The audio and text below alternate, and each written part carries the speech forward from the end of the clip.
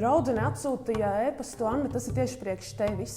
Un tad tur no Delfiem bija pirmā tā pieteikšanās izsludināts, ka tāda misija būs, kaut kāda iespējamā misija, ka kaut kas tāds būs. Tad noskaņojos un tas arī aizpildīju anketu. Līdz pēdējiem brīdim, man liekas, es pat pusnaktī minūte līdz beigām es vēl ilgi domāju, send vai ne, un tad pēdējā mirklī ar acīm ciet arī aizsūtīju. Šodien būs kontroldarbs. Anna ir ķīmiķe pēc izglītības, skolotāja pēc aicinājuma.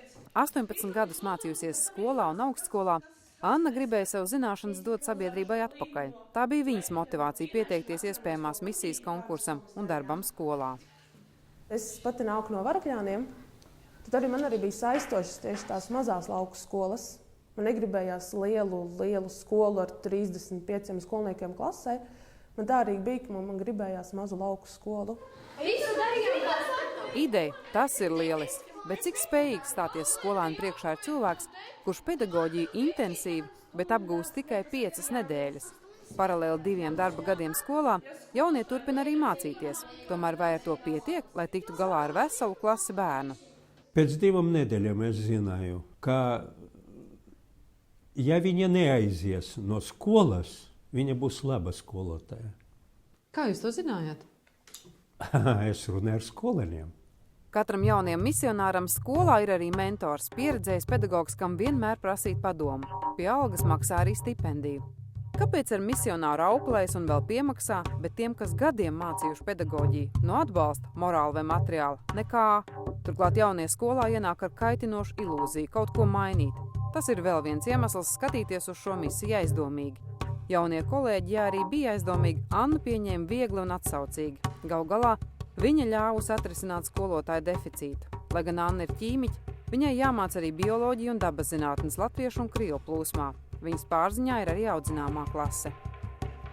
Man liekas, ka tā ir efektīva skolotāja sagatavošana. Pat vēl svarīgāk un nozīmīgāk nekā pedagoģiskās augstskolas. Jo tur mācās priekšmetu un metodikas stipri atraut no visa. Trešajā vietā, trešajā uzdevumā, jums būs jāuzraksta 3 argumenti, 3 pamatojumi, kāpēc svarīgi ražot jaunas vielas. Mēs mācījāmies vienu tādu tematu par fotosintēzi. Man ļoti viņš patika, un tagad, man liekas, es viņu tagad ļoti pat ilgi atcerēšos. Un tas ir vienkārši tāpēc, ka Anna mācīja tā izskaidrot? Jā, ļoti labi izskaidro, pēc tam viss ir saprotams, un nekas nav jājautā. Vispār, par ko tu gribētu dzīvē nodarboties? Ko tu gribētu dzīvē darīt? Beigsi skolu? It kā jau tāds nereāls sapnis, es jau gribēju būt bankas prezidents, bet es jau tagad sapratu, ka tur baigo izglītību, es nezinu, vai es tikšu. Kāpēc ne? It kā jau augstāko izglītību baig. Es padomāju, ja vienīgi es tieku budžeta grupā. Kad pa brīvu viss tas stundas, jo tas īstenībā arī baigi dārgi izmaksā. Skola nav tikai kontroldarbi par fotosintēzi un priedēkļiem. Skolai vajadzētu palīdzēt bērnam izlolot mērķus un iemācīt vajadzīgās zināšanas, kas ļautu ticēt, ka ir iespējams tos sasniegt. Ir iespējams nevis turpināt vecāku dzīvi, bet veidot savējo. Tā došana. Man tas liekas ļoti tūs, nevis tas, ka uzņemt kaut ko tur ņemt no citiem, bet man ne gluži kā labdarība, bet man gribējās kaut ko arī no tā visa dot. Un tad arī veidot tos bērniem, parādīt, ka viņi patiesībā var ļoti daudz, ka vajag tikai noticēt sev un noticēt, un darīt. Gribēs to laikam tā. Tas tādā parastā Latvijas skolā bērniem ir tā iespēja noticēt pašam sev. Es varu sasniegt, ko es vēlos dzīvē. To mūsu izglītības sistēma dod bērnam? Ļoti minimāli, man liekas. Annas 1. gads skolā gandrīz pagājis.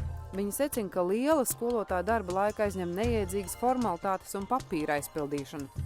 Mācību standarti skolotāja darbu ietekmē vairāk nekā bērnu īstenās vajadzības. Turklāt mācību vielā pārāk liels uzsvars ir teorijai. Bieži skolēnam, kurš iekaļ no galvas likumus, tā arī nav skaidrs, kā zināšanas izmantot dzīvē. Annai priekšā vēl viens mācību gads. Pēc tam varbūt viņa atgriezīsies Latgalē. Viņa nezina, ka skolas direktoram ir citi plāni. Viņš cer, ka Anna paliks skolā arī pēc misijas 2. gada. Galu galā Mārim taču jākļūst par bankas prezidentu un jāmācās.